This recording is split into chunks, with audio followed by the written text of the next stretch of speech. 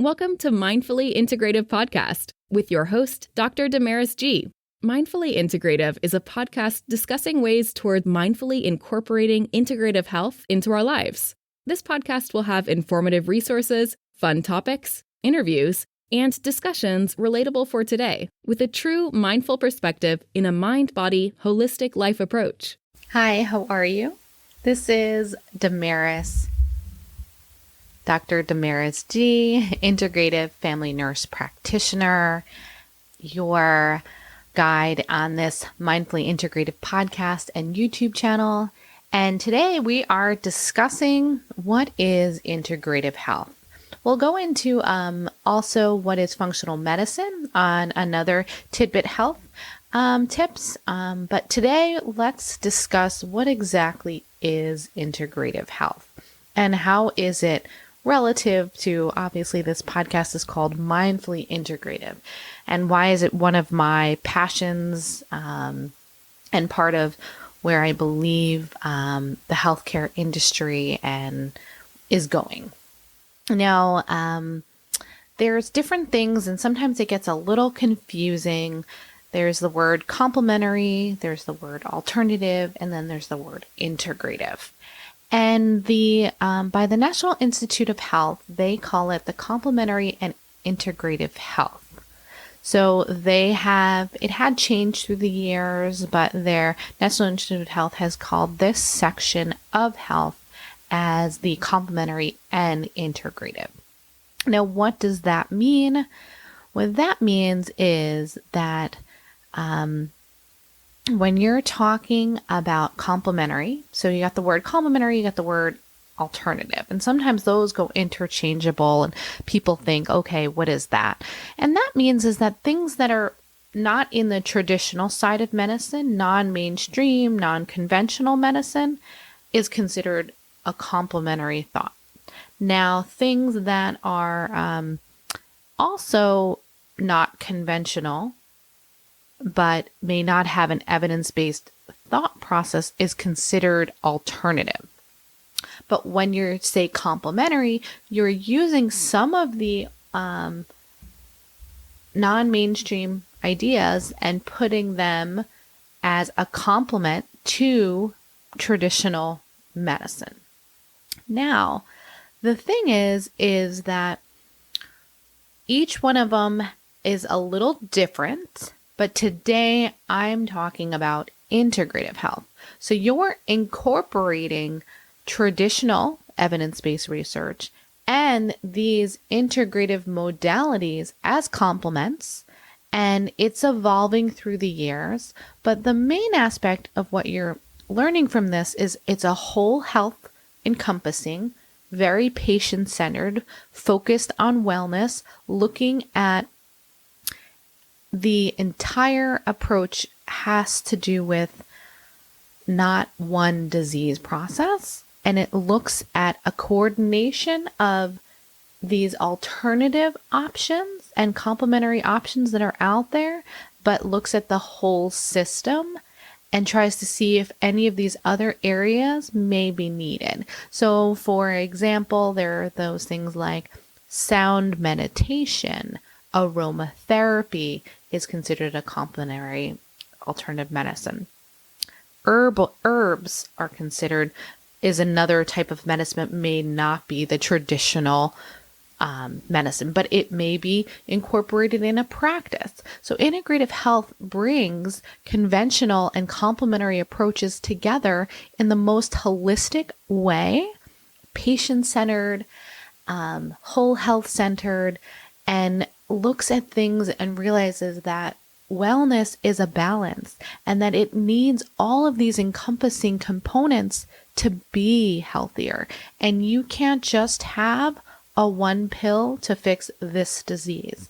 And it's a combination of you're talking with your patient, you're learning about their history, you're helping yourself, empowering yourself with nutrition, empowering yourself in understanding that there are these extra components of wellness, and to achieve that optimal wellness thinking, and you need to understand that it embodies many areas, and you may need these complementary, or not necessarily need, but these other approaches may be part of what will help you grow and be better. Now, for example, in the research, I'm a veteran. So as a veteran, there is a lot of been research on post-traumatic stress disorder. There's a lot of research on chronic pain management. And they found that, you remember the whole opioid crisis, that they needed other ways to help with pain management. So there was acupuncture was introduced, and chiropractor, and not that these were new things, but trying to realize that we needed to find additional ways to help these patients and to help patients as a whole. Those are just one element of, helping an individual. And the chronic pain and evidence-based research has shown that these patients, like veterans, myself, I needed something outside of the traditional way. I needed to go see an acupuncturist. I needed to look into my nutrition. I needed to look into my overall mental health. I needed to look in these other aspects, and then I could really become encompassing in a well perspective. There's no way that if I didn't have an integrative approach to the way my illnesses were, I would have never been able, not necessarily get better 100%, but manage my care. And that's what we're looking, and as myself as a provider, and I'm very passionate about wanting to empower my patients and just people that are listening out there and may hear this and say, wow, this is what's going on with me today. Is there something else I can do? What else is out there than this diagnosis that I was given? What are my options? And for me, the reason I always am big about the word integrative is because you may still need the traditional route, but you're encompassing some of these integrative approaches. Or sometimes, I will talk about in another way, is the functional medicine side, where you're really getting down to the root cause. So it depends upon where your path is and what part of your health journey you're in. But for me, that encompasses also functional medicine, but functional medicine is a completely different area, but it is in the encompassing umbrella of integrative health. So you may need a functional medicine doctor, practitioner to help you in this journey. And I truly believe that most people do need to have at least a basic education of functional medicine. But today we're talking about that complementary and integrative approach. So things that come up in a very common integrative health approaches that people use are natural products. So natural products that people use are like herbs, some vitamins, some electrolytes, some dietary supplements, probiotics, prebiotics, deep breathing. I have a ton of work and YouTube videos on deep breathing and the benefits of that. Yoga, Tai Chi, Qigong, which is energy work and movement. Chiropractic or osteopathic manipulation to help with the spinal health and your overall brain body health, meditation, mindfulness, massage, certain diets. Well, I don't like the word diet, but certain ways of being mindful of how you eat. So sometimes there is different ways in getting to that path.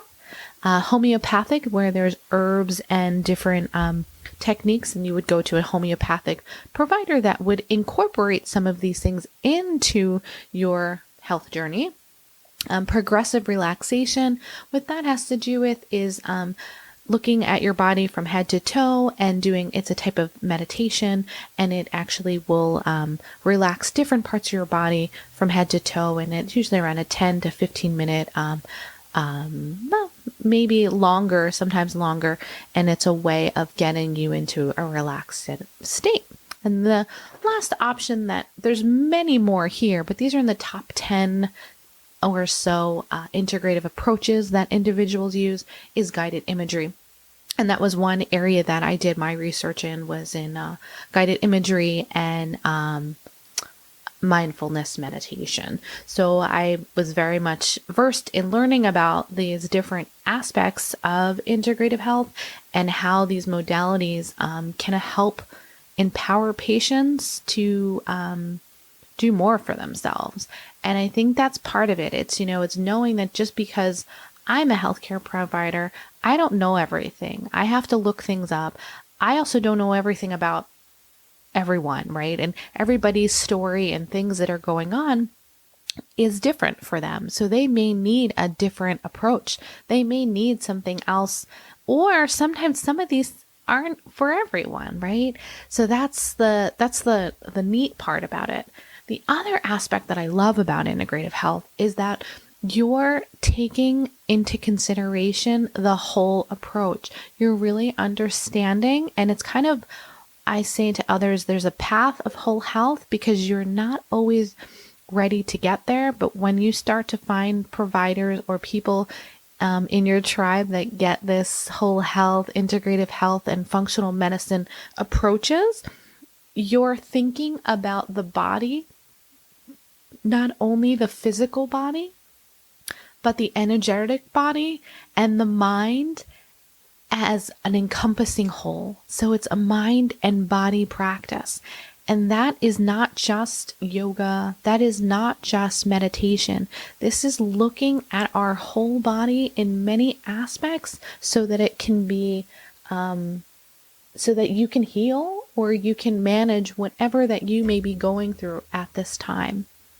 And that's, sometimes it can be, I have to say, when you look at some of these complementary approaches or these integrative approaches, it may seem a little overwhelming. You're like, oh my gosh, there's homeopathic, there's herbs, and there's traditional medicine and Ayurvedic medicine and homeopathic and naturopath, and there's functional medicine. What am I going to do? What can I work on? What are these parts is going to be helpful for me?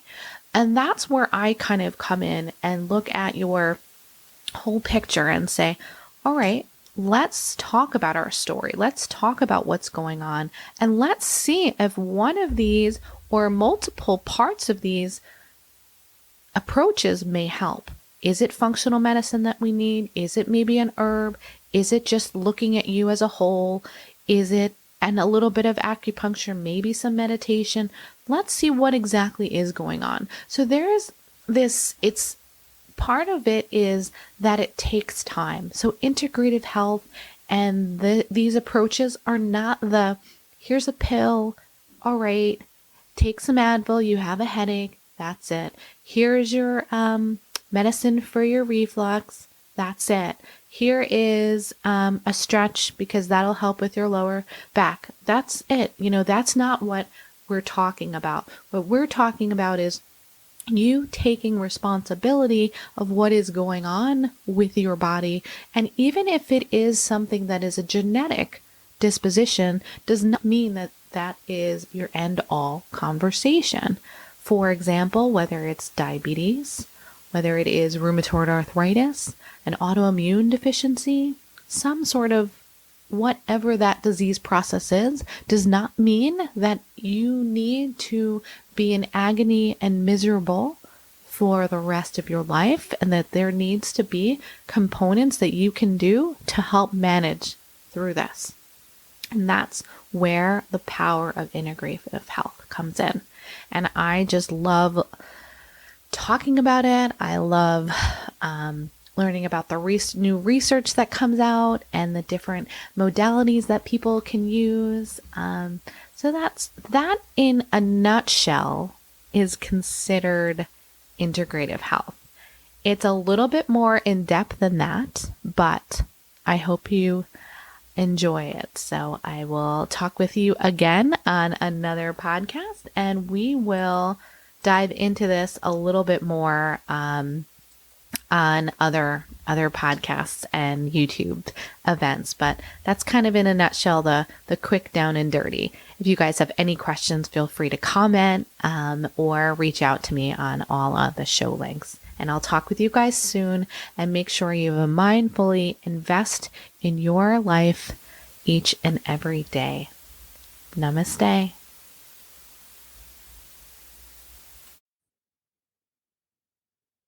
Thank you for listening to the Mindfully Integrative Show with Dr. Damaris Maria Grossman, family nurse practitioner.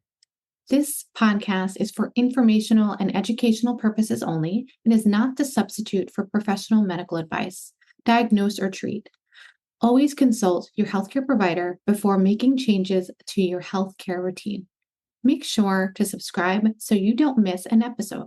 If you enjoyed our show, please support us by leaving a mindful review on Apple Podcasts or your favorite streaming platform.